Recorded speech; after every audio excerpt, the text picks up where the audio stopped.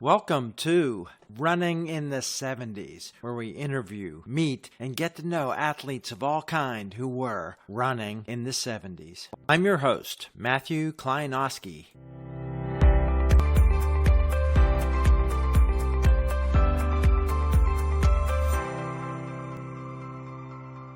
Today on the podcast, we are back in New Jersey with a guy who's still involved in running, organizing races. He had a great career, national championship, marathon record that stood for decades, and a bunch of crazy adventures. A lot of people who met him probably remember him.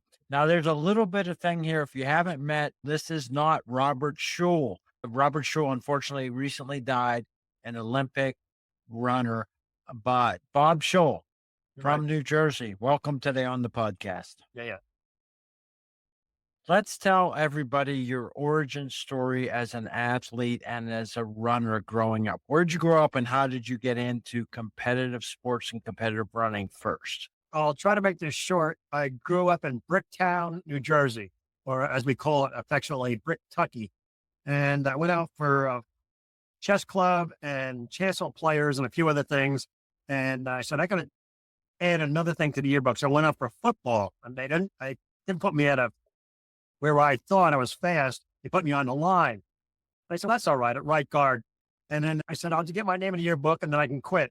But the first guy, first string, he quit. The second guy got hurt. And I said, holy schmoly, I'm going to play. So I quit too. The next thing I went into running track. I broke a hurdle, bent up the high jump bar and I ran off the track in the 800.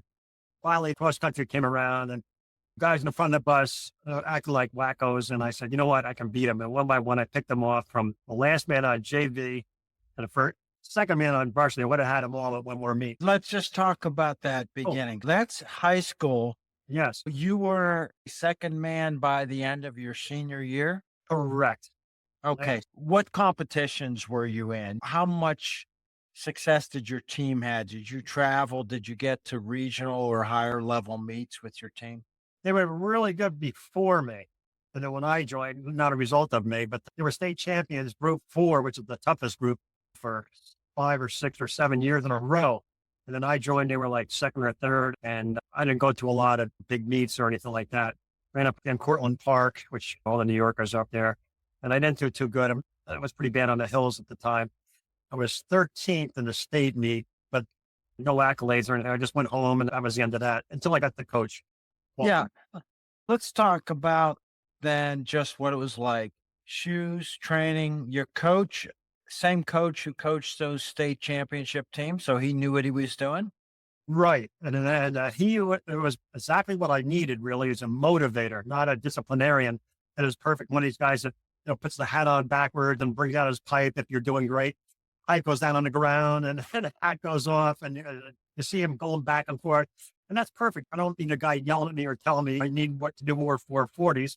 I need a motivator. So that worked out great for me. And the same thing at college. Let's just finish off high school. So at the beginning, and you're like, I want to beat these guys. So personal motivation, competition, drive. Did you get a medal? Is that considered all state, 13th in New Jersey then? Yeah. I don't know why. It was no big deal to me. I was like, okay, it seemed like the whole world was getting medals and I'm just one of the many, so like it was no big accomplishment for me. What year was that, your senior year? And what was the most mileage you ran during high school? 1968 and not a whole lot. Back in high school was like any other high school where they had to do games and you have to do all this wacky stuff, little relay races around the outfield and all that kind of stuff, just to keep you going. So, and I was like, all right, that's the end of the whole thing until I got that call from a coach at college. Before we talk about what you thought your future was and what kind of student you were in high school to outlook on going to college, what'd you know and what did you pay attention to with the world of running? 68 was an Olympic year after you graduated. Right. We had 4-minute milers coming out of the woodwork. What was it like for you then? Yeah, I wasn't really right into the whole running scene hardly at all. I ran a couple of races in the summer at Lake Takanassee and Long Branch. I was not that big into it. And back in those days, where I lived in Herbertsville, part of Bricktown, it was all dark. So I remember once in a while running, and this is true. I almost stepped in, and a possum had his mouth open, and a deer I almost ran into, or they almost hit me. So it was wacky time. It was very few cars, very few lights. And I was like so about running, really. What was your grades and kind of student were you in high school? Oh, C at best. And they didn't improve. They got even worse when in college until my number was 40 in the Vietnam draft. So, and they were up to 125. So I said, you know what? I better start reading and studying. So it went from D's and C's overnight to B's and A's. Wow. Yeah. Okay. So it seems like it wasn't a capacity, it was a level of effort there. But so you're in high school with these grades that aren't really having colleges come knock at the door. Did you Right. plan to go to college and how did you get into college? Yeah. I don't know. I was thinking of college, but I know what was going through my mind was C's and D's. And a guy that lived a mile away who was on the team, the guy that I was going after, actually, that in the last meet, he was coming out from Malone, and a coach out there said, hey, why don't you get a ride with them? Come on out, take a look at us. And a couple of different universities, don't call us, we'll call you. Trenton State, McGorkle said, Billy, you don't have what it takes to be on our team. And Malone was just like super friendly. They are friends, Quaker. And I was like, man, I'll come here. And then it just fell in love with running and the coach, and like I said, perfect for me, motivating. And so, What do you think he saw and what was your attitude of what you were going to be able to do in college as a runner? yeah, that's a real good question. I don't think I was really that much into it. I knew that this was the sport that I was going to do the best in. Like I said, football was a little pretty scary about being on the front line. I knew I was going to get hurt. I beat up pretty bad there. And I was out after Dilly, who the guy that I said at the last meet, the guys in the team. And I said, well, let's see what happens. And then they fell in love with the coach, the track, the cross country course, and all that kind of stuff. Everything just fell into place. Did you get a scholarship? $60, which is airplane fare out, not back. That's So, great. and I had pretty cool national defense team, which is on your need. My father had just passed away, and we didn't have a whole lot of money in our household, so we got money that way. You're now 10-hour drive almost from home. Yes. How was it landing as a freshman there and changing to college level training and a new Well, coach? And that's a good question too. I think he was perfect. I don't know if he listened to us, but he said, what do you guys want to do today? And a bunch of guys that I looked up to, and these are cool guys. Actually, I was pretty much a nerd in high school and a wallflower. And then going to college, I was, Mr. Big. That was even before I did all my stuff in track. He would ask us, what do you guys feel like doing tonight? And that was a first. And we said, maybe some long distance. All right, go out and do 10 miles today. So it was a nice, but Rick Horton, who used to train with Dave Waddle, we were all very competitive. So we just kept on pushing each other. That's how we get better and better and more into it. Yeah. Well, when did you go from 13th level in the state? And when you're competing at a state meet on a good day, who knows what could happen a month later? There was definitely talent that a coach saw. And when did you rise to competing on the Malone circuit with your local the teams that you guys competed on? How successful were you freshman year and onward? It's pretty funny because we beat up on teams like Fiddling and Defiance and Cedarville, who they're almost people around here never heard of them. And same thing with me. I'm like, who the heck are they? And like cross country, we thought we were going to do great. We were last in the country, and At nationals. and nationals. Yes. We're dead last team. And then I didn't come to really excited about running until track. And the mile record was pretty easy. It was 4:24, and I set that which was high school time. But it was pretty cool to get college record, and I got a little plaque and all that kind of stuff. So that got me motivated pretty much. So back then, do you remember anything about going to nationals? There weren't qualifying races, right? Yeah, we won our district. Ohio, yeah, NAIA, small college. Okay. And like I said, we expected great things, and we did terrible. So I don't know why I was so excited. Here I am at nationals. I was first man at the mile mark. and just about every single person passed me. So yes, went out a little fast. How'd the coach and you and the team deal with that then? Losing Oh, and getting your butts kicked. that's another good question. I think everything was real quiet. I just flew home, and that was it. And okay, we have track to look forward to, and motocross country again next year. It was no big deal. I think this coach too. They pulled him right out of the hallway. Said, "How would you like to coach cross country track?" So it was all new to him, new to us. So it was. Let's see how we do next year.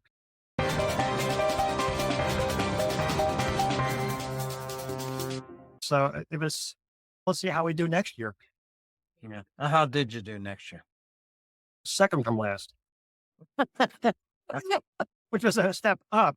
Unfortunately, college is only going to last 4 years, so you didn't have to do it one step up at a time. You did have really good success your Yes. senior year at nationals and on the track. College distance then, what was the national NAIA distance there at the beginning of the 70s? In cross country, yes? Yeah. Oh, was that 10,000 meter? I know it was a long way. It's either 5 miles or 10,000 meter. Yeah. Yeah. And I don't remember my time. I just remember that we had trained like crazy people to do good finally. We thought maybe we were placing top 10 and you were reading off the people, top 10, starting at 10. You didn't hear our name, 9, 8, 7, 6, 5. And finally we're like, oh, geez, another year of finishing last. And finally you go, in first place, Malone. We didn't even know we won. And we were all looking at each other. We were screaming and yelling. It was great. It was a great moment. Yeah. This is fun to talk about. So we've got a national championship cross country meet, Right. and there's no electronic scoreboard. No. What happened when you crossed the line? How do you know what place you were in, and how was that scoring taken care of back then? Same thing like back in those days, you have sticks, what do you call those? Popsicle. Popsicle stick? Yeah. This is pretty interesting. This is all true. We're in the finishing chute, and all the other team members were bent over and they're throwing up. And I was like super elated because I placed, what was it? That was again a 13th. I look back and there's all our guys are standing straight up and they're smiling and they're pretty close to me. And I'm thinking, wow, maybe we did do pretty good. Coach is the only one who was really despondent. He's like, oh, we didn't do all that great. Yeah. The race is over. All your scoring runners, at least the top 5, have come in. And you Right. guys have no idea what the result is. Correct. So let's talk about how the scoreboard didn't get put together. They just scored it among the officials and then announced it. And that's when you found out who did what. So it was a surprise. It was a surprise to Malone, surprise to other people too. Yeah. Oh, accidentally. How do you think you guys are going to do? And so we went up to those guys and we said, oh, accidentally, how did you do? And then we found out we were first and they were not too happy with that. But yeah, and that was because they messed up a little bit on the finishing chute. It was a long time. It was at least 25 minutes, half hour until they made that announcement. So we're all standing around like scratching our heads. Then when they did make that top 10 on down, we're like, oh, okay, let's go home. We lost again. And this is interesting. In the other college, you go out and you party and get drunk. But them being a Christian Quaker school, we had a turkey dinner afterwards. Where was nationals that year that you won it? What year was that? Arkadelphia and hilly course, but then we had trained on the hills all year long. So we were ready. Yeah. Yeah. So how does that happen from being a team good enough to go to nationals, but finishing last to national champions? What happens in those 4 years? I think we were all athletes that were like second rate from schools, and we were rejected by all these other schools. We went there, and then we were a bunch of friends. Plus, we wanted to beat each other.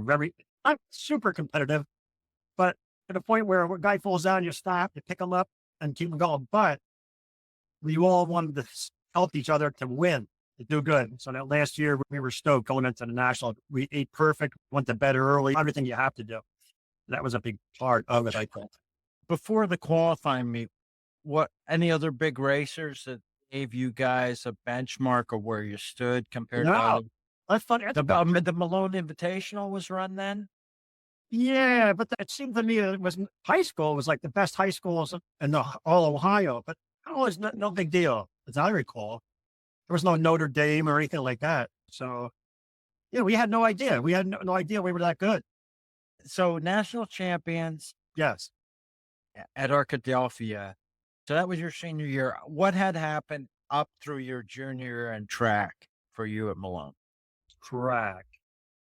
Not too much because sometimes we were doing like events just to get points to win. Like I said, we were competing against schools back here in Jersey. We never heard of Defiance and Cedarville and Finley and Worcester. But I was also running on the relay quarter mile. It takes me a mile just to get going from half my races. What was your time by the end of your junior year, say in the mile? I think I I did better to do a 4:19. 4:19. Okay. Well, then what happened our senior year, things changed quite a bit. Yeah, no, I'm training really hard. Let's talk about your senior year in track then. National championship, top finisher for the team. What did you think? 4:19 is not going to get you to the finals. Right. What were you expecting and how did that evolve where things changed for you? Again, like I wanted to beat those guys in the bus in high school, running workouts. Everybody's running in a close pack, and I got tripped up a few times from behind. So what I did is, I think this is what got me into great shape. I'd start out from behind, like started doing quarter workouts, and then I'd pass everybody on the outside, and then try to beat them to the finish line. I do 8 or 11 of those. Man, that gets into great shape, and still great shape from cross country. And a few times, I don't remember Waddle, but I remember Arkin Walkington came over. I ran with us a few times. He was a good runner. Right. From Bowling Green. I've talked to Paul a while back. What was nationals like? What did you qualify for individually for and race in track? Okay, the years passed just to get in to running nationals. I got into the marathon, and the year before I was in Billings, Montana, and almost half of it was on a butte. And it was, I think, in the 90s. So everybody dropped out except 9, and I was 9th in the nation. Really? Yeah. And it was funny, guys in front of me, guys behind me, and finally down to 1 in front of me, 1 behind me. Hey, how many people? I said, as far as I can tell, 1. And then finally, nobody in front or back. But Lucian Rosa, the first from India, first guy, they found him in the bushes. 5 minutes, they couldn't find him. He passed out and just fell over into the, but anyway, so I said that my senior year, I said, no, I'll try to get into something else. So that's when he put me in the mile, luckily, instead of the 10,000. And that worked out perfect for me. Because I wanted to definitely make it into the finals. I didn't think I was going to do anything in the finals, but I gotta make it into the finals. So that's when everything, my strategy came out perfect. I placed top 4. And of course, as I said in my last interview, I tied Mike Boyd. And I told you, I went up to shake his hand. He didn't even look at me. Because I'm sure a 4:08 is nothing compared to a guy that's a world record holder. But no, that was something to me. So I'm in the finals. So you're running against Mike Boyd. What do you remember about this the qualifying for the final there, the race itself? I was thinking that it's agonizingly slow for those guys, but I was running pace. I felt really good. And I knew that the last lap, they're going to bolt because last 4 make it or stay home. And I just started to make my move at the same exact time that they did. So it was perfect timing, really. And I still held back a little. Looking back, and I wish I had given everything I had to drop that from a 4:08 a little bit lower. But then in the finals, they're running sub 4s, like 3 or 4 or 5 guys. You just stop. You hear the half miles, but you hear 1:57. You're like, that's not me. You competed in college all the way from 440 yards on a relay to the marathon. Yes. You're coming out with success, All-America. How was the outlook for what you were going to do with running when you graduated? Oh, another good question. I think I just kept on running to stay in shape and keep my weight down. And it wasn't until I got to think when Larry Bova, he ran for Villanova, and actually great decision on my part. I went to a small college. I was a big man on campus. He went to Villanova, and he was the last guy, same times. But he looked me dead set right in the eyes, and he was only like a foot away. He goes, Scholl, I would like to see you really go for it. And that's when I said, you know what? I'm going to give it everything I got. That wasn't until I was 30, I think. Yeah. What did you study at Malone? Psychology, only because I was getting the B's and A's on that. And I don't know what I was going to do afterwards. I figured it can go into anything. And of course, liberal arts psychology now is like a dime a dozen, but back then, and then plus you figure you go into social work now, it's like, better to be on unemployment than social work. But We've known each other quite a long time through hash house harriers all in New Jersey and all over. yes. You traveled and you did training, and I don't know exactly how. Let's talk about how you ended up in the Pacific Northwest for a while. I worked with my parents for a while at a bar, and it was like a fight every other night, country western bikers. And she called me a son of a bitch. And I said, Mom, what you called yourself? And then my brother said, you better go now. Better go. And just as well, I'm not one guy that can beat up on bikers. I said, let me get as far away from here as I can. And that was Seattle. And then Boy Scouts called me down in Portland, and they were super nice. And I went down there for a while, went back up to Seattle, and then missed home.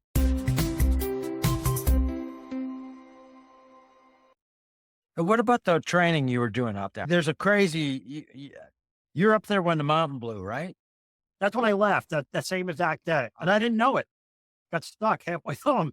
But that was the best training ever because I was running in what you call powdered pumice. And I had a mask on because you don't want to breathe that in. And up and down mountains. Man, oh man, talk about what a training for a couple of weeks. And then I finally made my way back home. But that's what I was doing out there, running mountains.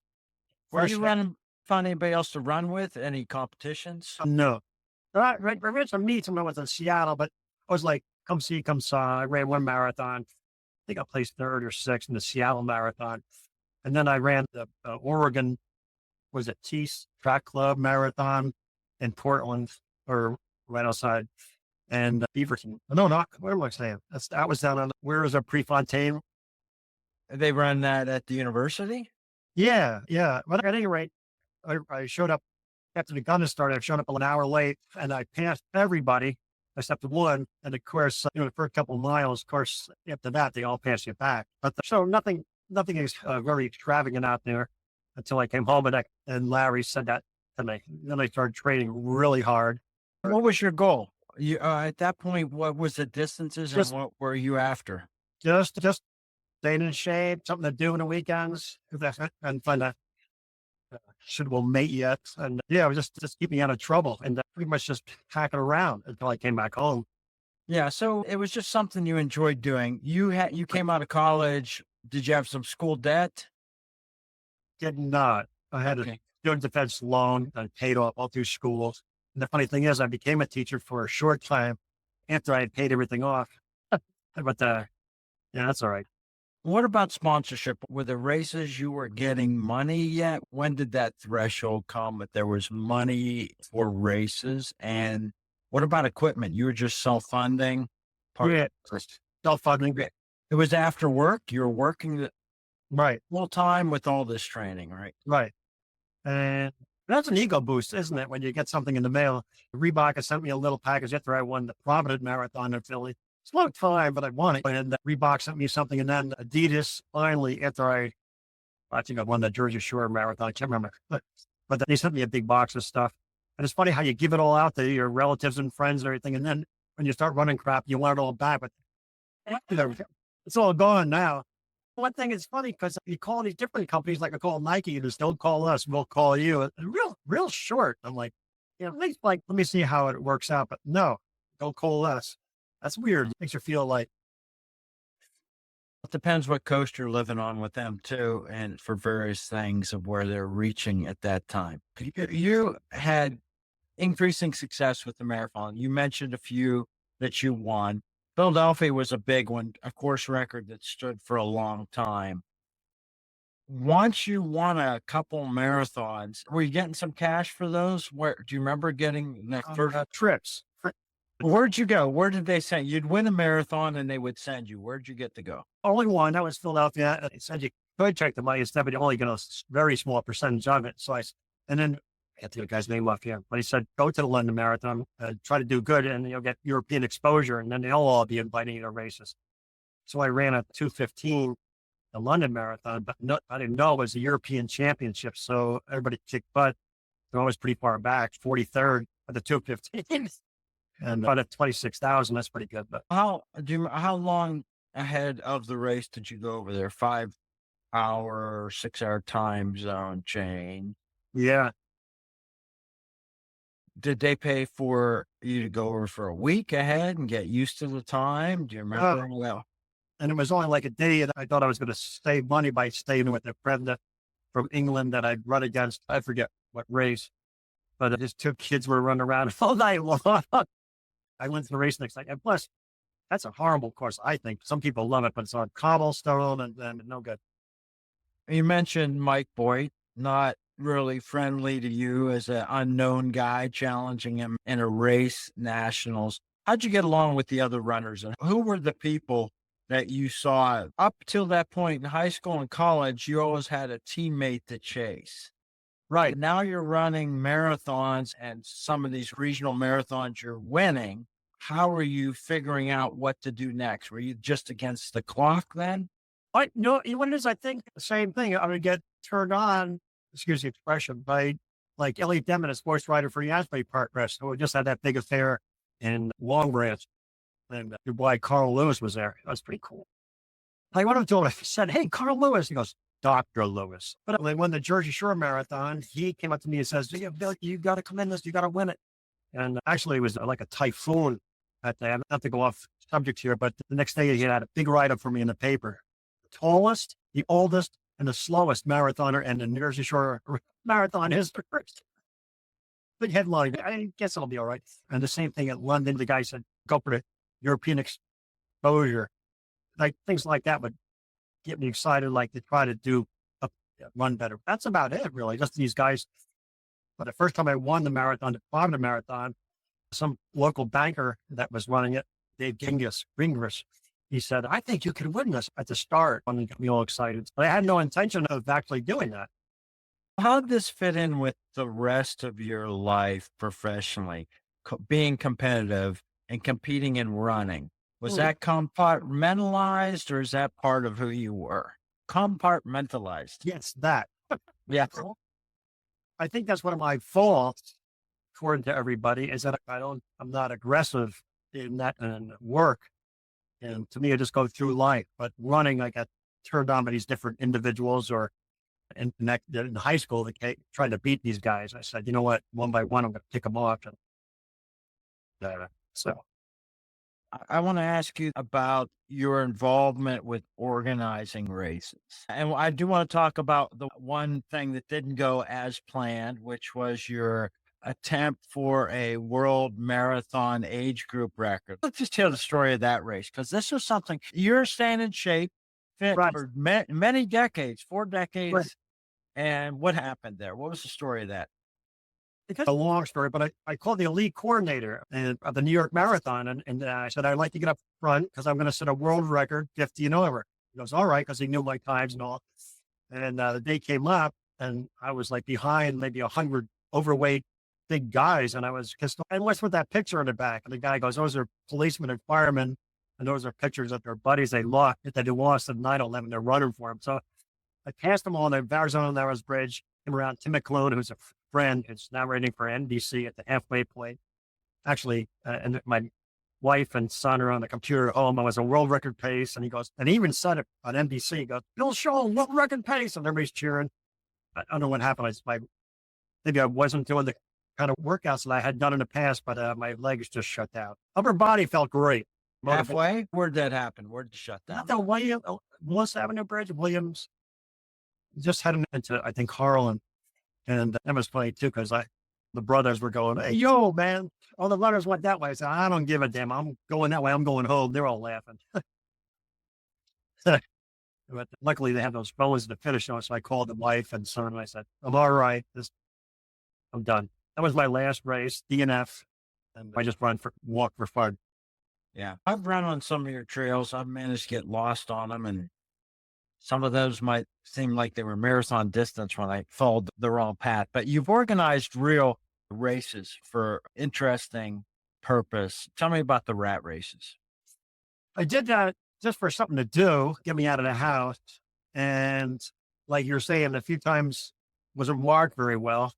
But the guy that was saying his name before, Dave Gringus, he was coming out with onset of Alzheimer's. So I told him, make sure you send the runners at this point in this direction. He went to that point, and he sent them opposite way.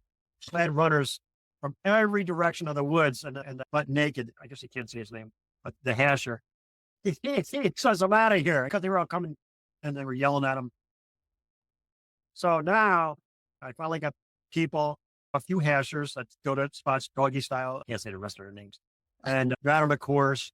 And just for the heck of it, so I'm going to put out 50K. Because I said, why don't you have a nice 50K? The first year is 7 people, then it's 20 people. And now I already have 20 people registered. So it's getting bigger. And it's low key. My awards are small. My registration is 50, whereas most races are 150. And I get maybe 150 people come up, and I'm happy with that. I don't want too much bigger, and plus I don't want people yelling at me. It's a good way to stay involved in the sport, provide that for people that are interested, and even the ultra runners there. That's Right. so certainly a growing community. What about any coaching or advising? Have you gotten involved in that over the years with any other runners?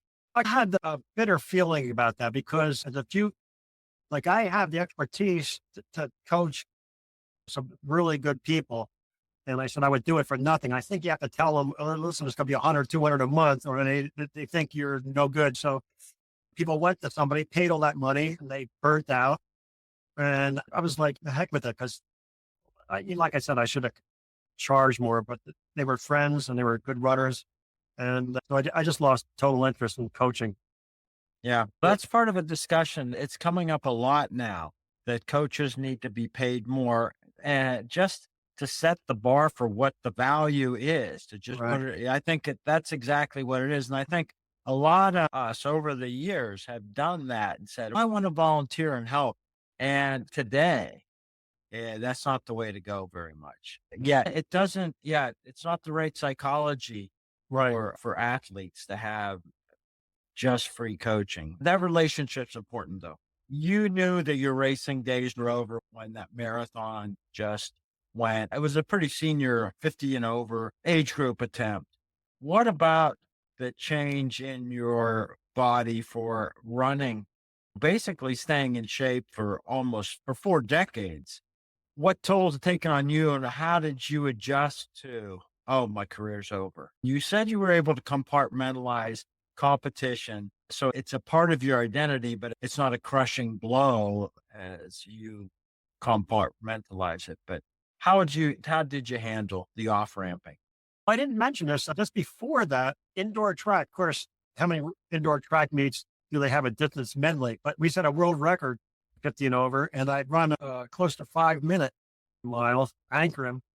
And I was super elated today. I said it, they announced a world record, and it was breathing heavy, and I could just barely get my air because of asthma.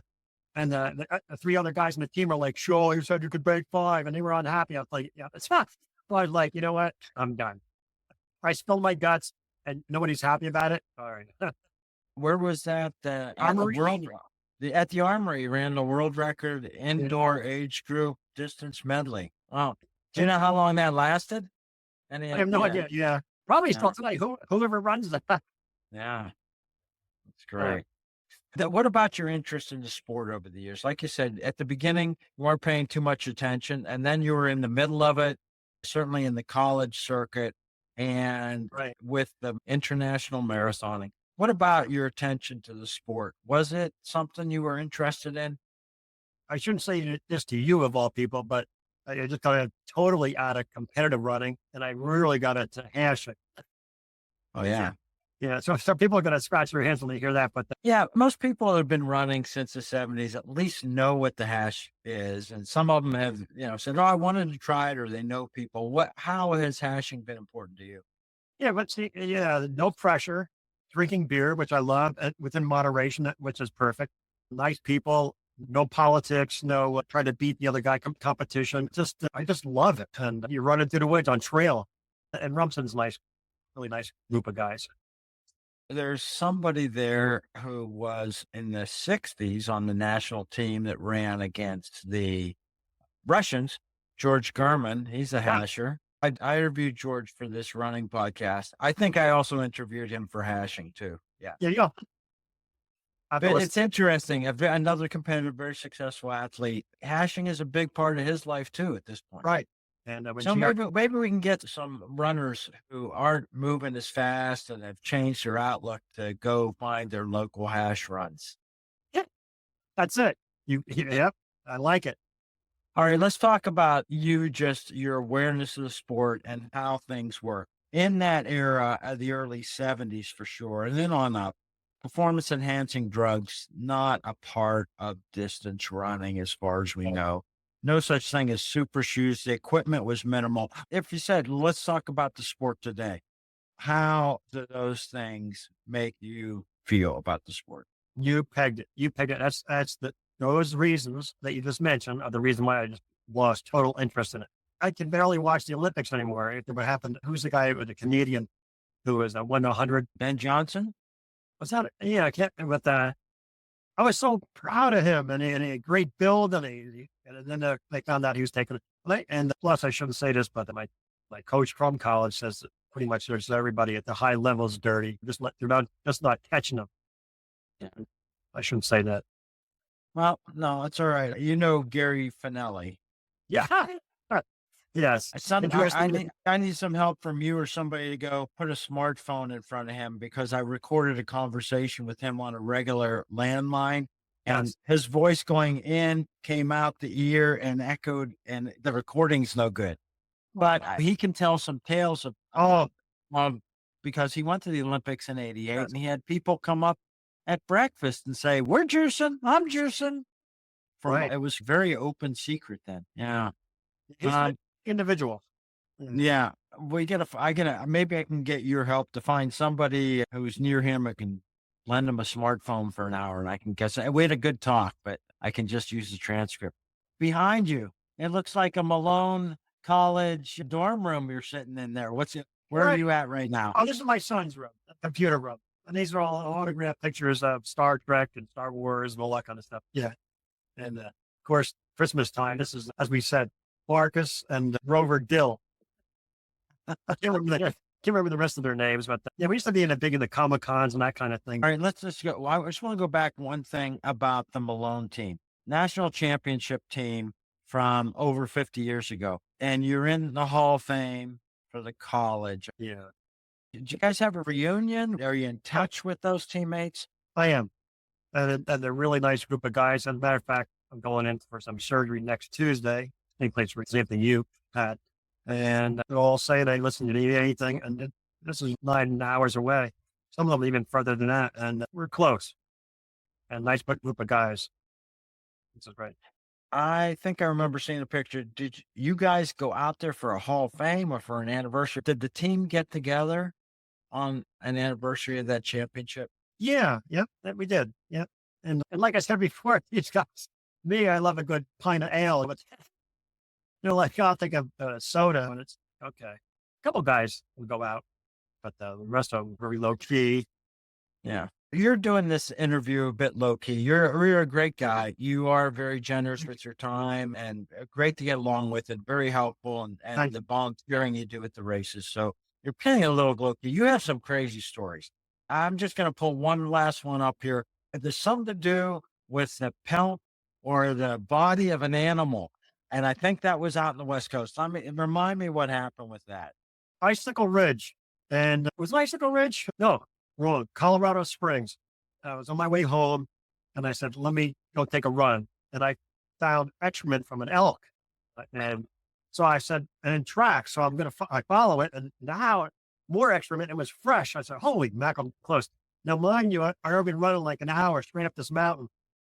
So I get finally to the top of the mountain and there it is hanging from a tree, skinned. I'm like, oh God. I look over to my left, and then mind you, I had a fluorescent stripe around me so nobody would shoot me. And the guy had his rifle trained on me. He says, oh, Shiza, I almost shot you. So I'm like, so I walked up, I tried to be nice. I was so mad at the guy, but he's got the gun, so be careful. Oh, hey, son, can I have the pelt? And he goes, oh, if I known somebody wanted it, I would take better care. You go ahead and take it. So the thing is, pelts are heavy as heck. You wouldn't believe how heavy they are. So I had it in my head. I'm going down the mountain. And down, I finally get to the bottom. There's people in this area who are going to shoot elk. Shoot elk. I'm not even thinking, right? Plus, this one, now I've been running like 2.5 hours. And now, not thinking, the blood is coming down from the elk all over my head. And girls are screaming at the bottom. This is Colorado Springs, probably people. And they're screaming and yelling. I'm like, what the hell's the matter with them? Until I saw myself in the mirror. So yeah, I'm lucky I didn't get pegged out myself that day. Because, hey, trying to play this. Yeah, it was a good workout though. Holy smokes. Yeah. No, and no pelt on my head. Yeah. When you were training for the marathon, one last thing, let's just talk about the mileage training. Because in high school, it was do whatever. When I got to a college, 10 miles, 100-mile weeks, type stuff. What were you doing when you were working full time? How much mileage could you do to train for the marathon? Not too much 40, 50 until Larry said, I'd like to see you go for it. Then I was doing 100-mile weeks and I didn't have a life outside of work and running. And I was married at the time. So, she could take care of my son and make dinners and stuff like that. And I didn't have a life outside of running. So that was it. Yeah. And you've had a lot of jobs. Well, not that you're getting fired every year, but you've had a lot of different positions. And if you, hashing is for majority of people, it does involve beer drinking. You were a beer salesman for a long time. Right. Worked at the Pentagon. I don't know. Give me a laundry list of all the different kind of things you've gotten involved with, and we'll wrap this up. And that amazes me too, because going out in the hash, I've done a lot of good races after a hash weekend. And it's a total drinking and then they get what's faced. But okay, so I got a call from the Department of Defense to come work at the Pentagon. So I went down there. And then that's when Larry said, let's go compete in Europe. And then we ran in Finland and Germany and things. And so I asked the boss for a couple months off. Said, I can give you a couple days, week, maybe. So I said, all right, you can make a decision. So I said, all right, I'm out of here. And then I came back, worked my parents' bar. That's when my mother fired me. And then I said, hey, let me get out of here. And I went out to Seattle, worked a bunch of small truck driver, that kind of thing. Worked for the Boy Scouts down in Oregon, went back up, a bunch of little small jobs. Actually, it was one of the first customers. What's the big coffee company? Starbucks? Starbucks. I was one of the first customer for them. And then finally missed home, came home, and worked as a national park ranger, a teacher. And then finally went to work for Point Pleasant Distributors, a distributor of Miller Lite. And that's interesting. I know you can cut this off the interview, but they go, what was your last job? I said, I worked with my parents. And they go, oh, they're good business people. They pay their bills on time. They're not hit up artists. What happened? I said, my mother fired me. So they go, oh, come on. And you want us to hire you? I said, it's a long story. Well, yeah, she can't give me a recommendation. Yeah. They understood. And 33 years at that. And that afforded me a lot of time to go running. And fortunately, and then I retired, and then I was driving handicapped kids until COVID hit. And then I said, that's time to just take it easy. And now I can't run hard at all. Just a little tiny bit because of asthma. Yeah. It's good to talk with you, Bill. I know you as hash name is Cumbie, and you're just a great guy. You did have extraordinary success, a national championship. It's great that the team is still in touch, and good luck with your surgery. If people don't know, I didn't mention it. Yeah, I had the drinking part of my life with the hash. I did cause a little umbilical hernia from a chugging contest. I'm going to tell everybody now. I always thought it was the stupidest thing I've done. I'm embarrassed by it, but now that I had the surgery and it heals very quick, I can tell people the stupid story. So good luck with that. Oh, wow. You can cut this out. So what happened? In 2014, the World Interhash was in Hainan, China, and I was the MC for the event. I was on stage. So I spent the whole weekend introducing Chinese acts and helping coordinate the entertainment. They have a down contest, which is a 2-liter jug. And a couple of the usual suspects who are good at it weren't there. And I looked around and said, I think I can win this thing. So competition at age, whatever it was, 55, I'm like, I can win this. I'll drink 2 liters of beer. And the last 3 inches should have poured over my head. It felt like a knife going into my belly. And 10 years later, it really wasn't much of a big health issue, but it was an elective surgery and I took care of it. Now, I probably won't do that, but now that I got it all sewn up, maybe I can do it again. Good. All right. All right. Thanks for your time, Bill. I got to go potty. Okay. I just made it. Yeah. Well, I got about 3 more minutes. So now somebody mentioned you. Oh, in a good way or a bad way? Do you know the name Jim Mosier? Oh, yes, yes. He's all about run. Yeah. He said to say hi. He's very successful. He was a good runner, maybe great. I don't know if he crossed the country or you ran out there with him. I ran out there. He said to say hello. He's pretty accomplished and right. And Right. Finelli's also, he's like you. Usually he's just, would you follow him on Facebook? Yes, It's all jokes. It's all jokes too. all jokes. You know what the cat gets when it crosses the beach at Christmas time? Huh. Sandy Claus. There's a bit more to this recording, but it's all bad jokes. So that's it with Bill Scholl from New Jersey. I hope you enjoyed it. Hey, I hope you enjoyed another episode. Do you have someone you'd like to hear interviewed on the podcast? You can leave a comment on the YouTube channel or on the website, running70s.com. That's running70s.com. Let me know what you think of the episodes and anyone, including yourself, you'd like to hear interviewed. I hope you enjoyed another episode of Running in the 70s. Voices, stories, and memories of athletes who were running in the 70s. Until next time, wherever you are, keep looking forward and don't forget to look back.